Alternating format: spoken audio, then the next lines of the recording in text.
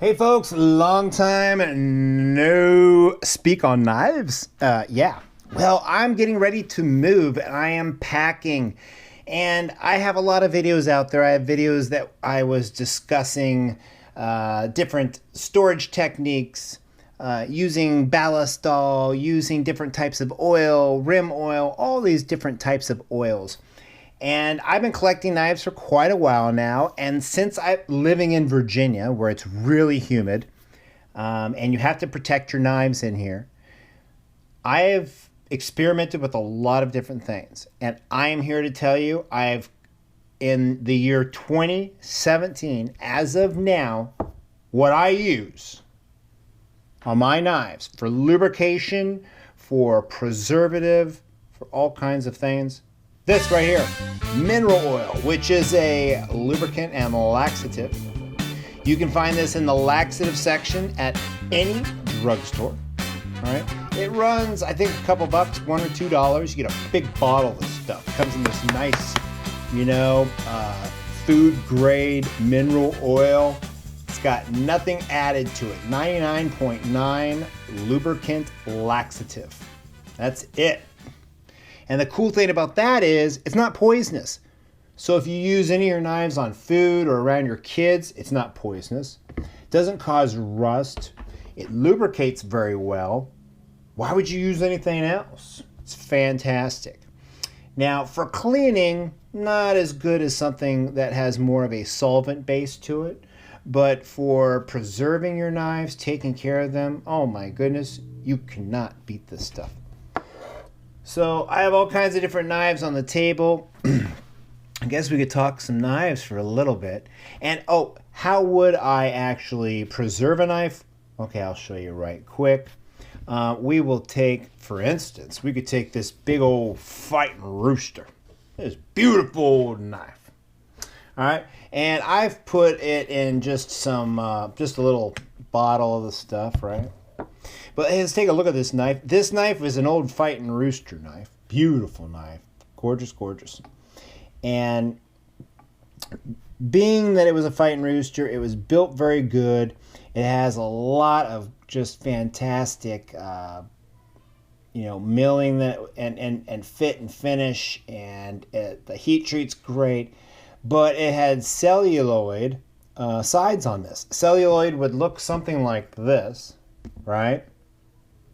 And that stuff was very old, and it was known to degas and cause corrosion. This knife needed a lot of help, so I sent this off to a guy called Muskrat Man on AAPK, which is a knife website I hang out on every once in a while. I sent it to him. I picked out some stag I found and sent it out to him, and he cut it to fit, and he put it on my knife. And look at this gorgeous, beautiful elephant toe, rope knife, whatever you want to call it. That knotty stag. He just did a wonderful job. Just beautiful. In the background you can hear my family. My daughter's doing her chores. She's vacuuming. She loves it.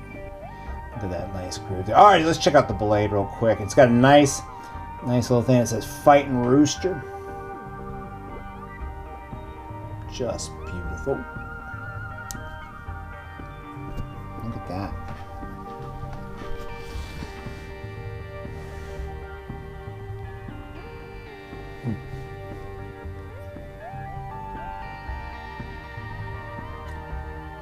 I don't have the best hands for modeling, I'm sorry. Alright, so we will take out the next blade. And the next blade has some nice etching on it, Fightin' Rooster.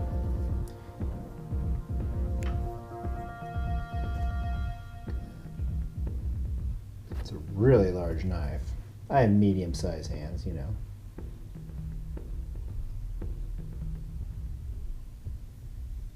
Playing some tricks with the light there. Really great. Just a great old knife. Sorry about the sound change there. Just a great old knife, and wow, cool. Really neat. So how would I take care of this beautiful knife I do not want to damage? I would cover my hands with a little bit of mineral oil. And what I generally do is I line up all my knives that I'm going to do this with, and I treat them first. All right, and I get it all in the grooves because you want to keep this stag moist. That way it won't crack, and it gives it some character to it. Absorbs some of this nice moisture. It just takes on a nicer color, as you can tell. It kind of loses that chalky look. I mean, it's moisturizer basically. You're moisturizing your knife. Put a little on the blade. Oh yeah.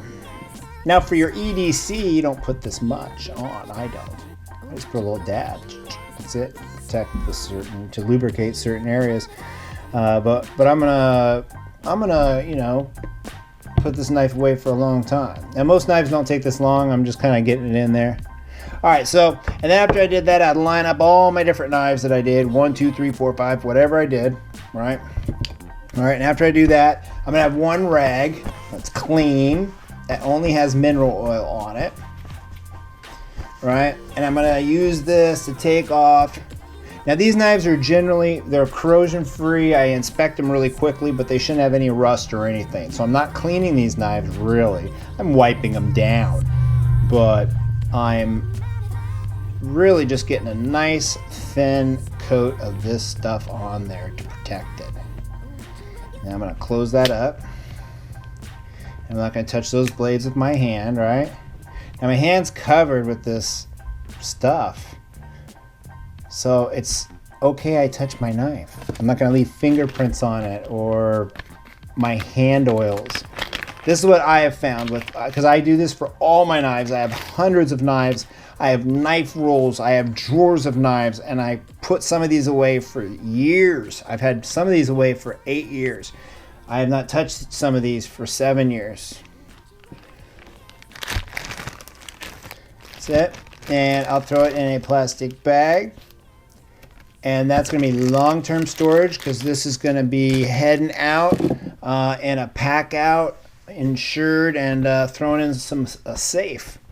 So I want to make sure everything's safe, nice and safe, because I might not have time to go through this stuff, and I don't want to worry about it. All right, so hey, let's take a look at a few of these knives. What do you say? All right, so, oh, look at this beautiful axe. It's a Noland. Oh, beautiful. Yeah, it's a nice one. And it could do for a little mineral oil, right? So, cool, what do? Throw a little mineral oil. It's non-toxic, ain't gonna hurt you, right? Go like that. You don't want to get too pornographic with it, but you don't say it.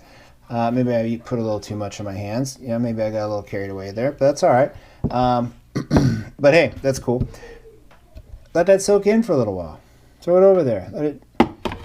Let it chill out. These are my Bulldog Christmas knives, 1996. Oh, look at that. Just beautiful. I love it, love it. Oops, sorry about that. Right on top of the microphone, I threw my rag. I also have another one, which is, I like this one too. Same thing, 1996. Beautiful. Oh, I love my Whittlers. Let's take a look at some of my Whittlers here. I have so many Whittlers. I love the Whittler type frame. Let's take a look at some of my Whittlers here. We have that. So, oh, and this is a cool thing to keep my knives in. It's a really cool cigar box. These are 685s. A little dusty there. Sorry about that. Cool. But that's also going to be put away. That's going to be... All right, so... let's move forward with this, guys, right?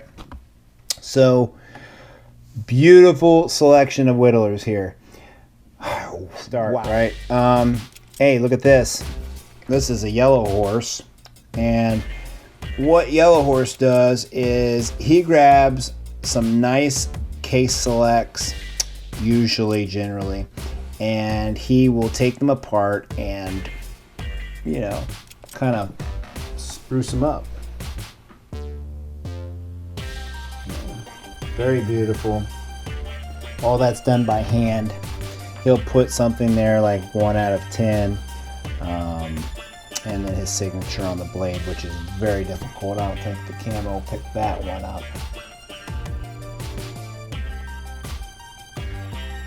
Nice, just beautiful. And this has got a split back spring, which is really nice. That's a top shelf knife. Here's another case, old one. Nice, beautiful.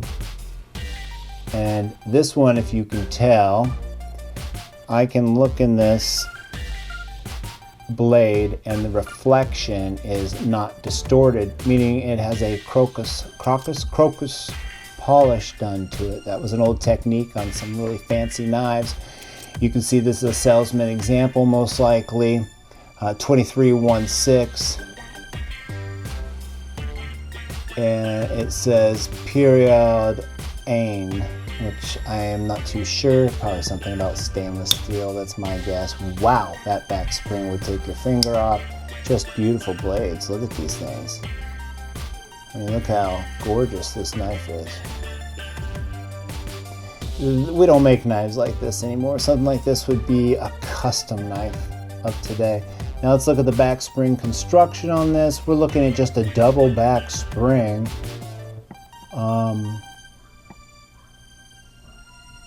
And that's it. What this company has done, which a lot of German companies do, is instead of making a split back spring to compensate for the blade, they just make this center blade thick as all get out. Now look at the thickness of this blade. See that half stop? What a quality knife. Just beautiful. Look how thick that knife is compared to a split back, which has a thick, I mean, it's a Whittler, so it's gonna have a thicker. Neat, neat, neat. Oh, look at that. Just beautiful dyed bone. Really nice. Got a nice swedge going on here. A little swedge action, right?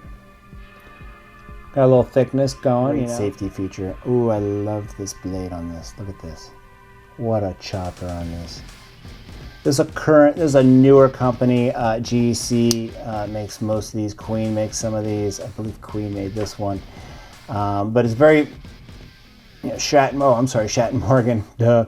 But they look like old style knives, is what I'm saying. They look, but they're not. These knives are currently, some are currently still being made, some of them, in some people's inventory. Really cool. Yeah, the older stuff's a lot different. Look at the pearl knife. Ooh, pearl knives. Let's see this. Look at this thick blade it's got here. This is a Bruckmann. Ooh, look at that cool tang stamp on there. Now this is a crocus polish also. Look at that reflection on that blade. They do it all inside and out, all the back springs and everything. It's quite stunning. My hands, of course, are a little bit greasy, and I apologize for that, but I am here cleaning my knives, and you've got let's see, a little blade in there, all with nice tang stamps. These are German knives. Put up some very good competition for the American knives. Look at that blade on that. What do you think about that?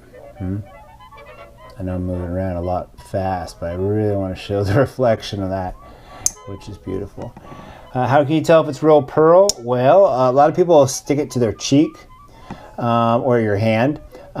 Pearl retains like a cold touch, like a coldness to it. I can feel it in my hand right now, and that means you've got a real pearl knife in your hand. What do we got here? We've got another Bruckmann. Ooh, and this one's a nice one. Look at the blade on this one. Let me see if I can get all that grease off this so you can see the polish on these knives, which is just incredible. What do you think about that, huh? And that really cool tang stamp. Just razor sharp, beautiful. Let me see if I can show you this tang stamp. Oh yeah, just neat. Really pretty. And look at that, it's got a little groove so you can get your fingernails in these things, right? If you can see that. They think of everything. I mean, these are Cadillac knives, you know? It's like, oh, so I can't get my fingernail in there. No, it's right there, it's right there. Just open it up, you got a nice, beautiful precision blade. this side. Oh, so this is not really considered a real whittler because it's got a fingernail file. Hey, for an EDC, you can't beat one of these old knives. You got yourself a nice thick blade that can handle pretty much anything you throw at it. Knowing that your weak point will be actually the rivet that holds it together, not the blade itself. But yeah, you can really crank on the blade itself, really nice. And then you have a small precision blade and then a fingernail file. Great gentleman's folder. I mean, beautiful. Beautiful. Oh, here's a little company. Let me see here. This is a Hibbard, Spencer and Brilliant. I have a video on these. Look at these. You got the cool, just the standard, a little bit longer than a case knife. Let's see here. Let's see. A little bit different, right? A little bit different shape. Less of a dagger. Here's another case. Let's compare these case. Let's compare all the different whittler type knives. How about that? All right. We have a case. Another case. Hibbard. You also have a Hibbard. This is ivory. Okay, it is actually elephant ivory. It is registered. A little. Oh, is this real? Oh yeah, it's cold. And it is beautiful. All Hibbards. All right, oh, we've got our Stratton Mulligan. All whittlers, people, all whittlers. And then we have a Winchester here, my goodness. Oh, and then we have a Yellow Horse. We have just a German something. Might not even be German, actually. I forget. I actually did some research on that. I don't think it's German at all. And then we have an older case. Beautiful older case knife. Ooh, what do we have up there? What are these? Oh, we might find out. We might. Oh, and look at that. Oh, beautiful Schrade. Some beautiful Bruckmans. Another one right here. My goodness. Oh, look at that. Oh. Oh, these are Case Tony Bowes Damascus. Look at that. Oh, man, just beautiful. Whole knife, of course. Half stops, the whole jigger-rigger. Everything's perfect on these. I, of course, hand-picked these out of a group of hundreds. Lock blade. Different type of shield. Have another Damascus right here. Lock blade. It's got some nice pin blade right here. Really nice pin blade. Razor sharp.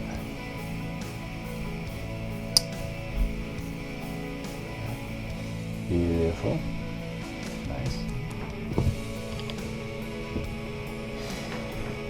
Standard, the original. That's what they actually came out with. Original design. Nice shield. Very cool. Nice blade, I like that. Nice pen. Beautiful coloring on this. I like the light coloring of that one.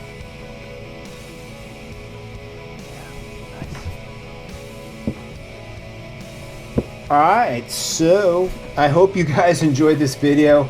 Just out of reach is my GEC collection. If you enjoyed the look of these knives, I want you to look at my GEC knife video. And that is an old video talking about different types of opinions, but hey, it's cool.